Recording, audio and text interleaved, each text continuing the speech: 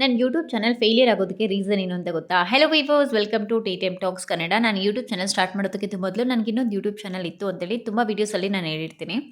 So, ಆ YouTube channel ಬಂದು failure ಆಯಿತು. ರೀಸನ್ ಏನು ಅಂತ ಹೇಳಿದ್ರೆ, ನಾನು ತುಂಬ ಮಿಸ್ಟೇಕ್ಸನ್ನು ಯೂಟ್ಯೂಬ್ ಚಾನಲಲ್ಲಿ ಮಾಡಿದ್ದೀನಿ. ಫಸ್ಟ್ ಬಂದು ಯೂಟ್ಯೂಬ್ ಚಾನಲ್ ಸ್ಟಾರ್ಟ್ ಮಾಡಬೇಕಾದ್ರೆ ನನಗೆ ಯಾವ ಥರ ವೀಡಿಯೋಸ್ ಬಂದು ಪೋಸ್ಟ್ ಮಾಡಬೇಕು ಅನ್ನೋ ಕ್ಲಾರಿಟಿ ಬಂದು ಇರಲಿಲ್ಲ. ಆ್ಯಂಡ್ ಸೆಕೆಂಡ್ ಥಿಂಗ್ ಬಂದು ನನಗೆ ಮಲ್ಟಿ ಲ್ಯಾಂಗ್ವೇಜ್ ಗೊತ್ತು. ಸೊ, ಇನಿಷಿಯಲಿ ಬಂದು ನಾನು ಕುಕಿಂಗ್ ವೀಡಿಯೋಸ್ ಬಂದು ಸ್ಟಾರ್ಟ್ ಮಾಡಿದೆ. ಆ ಕುಕಿಂಗ್ ವೀಡಿಯೋಸಲ್ಲಿ ನಾನು ಏನು ಮಾಡಿದೆ ಅಂತ ಹೇಳಿದ್ರೆ, ಮಲ್ಟಿಪಲ್ ಲ್ಯಾಂಗ್ವೇಜಸಲ್ಲಿ ಪೋಸ್ಟ್ ಮಾಡೋದಕ್ಕೆ ಸ್ಟಾರ್ಟ್ ಮಾಡಿದೆ. Same YouTube channel with multiple language. Next ಬಂದು ಕುಕಿಂಗ್ ಚಾನಲಿಂದ ಬ್ಲಾಗಿಂಗ್ ಬಂದು ಮಾಡೋದಕ್ಕೆ ಸ್ಟಾರ್ಟ್ ಮಾಡಿದೆ. ಈ ಸೇಮ್ ಯೂಟ್ಯೂಬ್ ಚಾನಲ್ಲೇ ಕುಕಿಂಗ್ ಆ್ಯಂಡ್ ಬ್ಲಾಗಿಂಗ್ ಎರಡೂ ಮಾಡ್ತಿದ್ದೆ. ಸೊ, ಯೂಟ್ಯೂಬ್ ಅಲ್ಗಾರಿದಮ್‌ಗೆ ಕನ್ಫ್ಯೂಸ್ ಆಗೋಯ್ತು. ಯಾವ ಥರ ಕಂಟೆಂಟ್ ಇವ್ರು ಪೋಸ್ಟ್ ಮಾಡ್ತಿದ್ದಾರೆ ಅಂತೇಳಿ.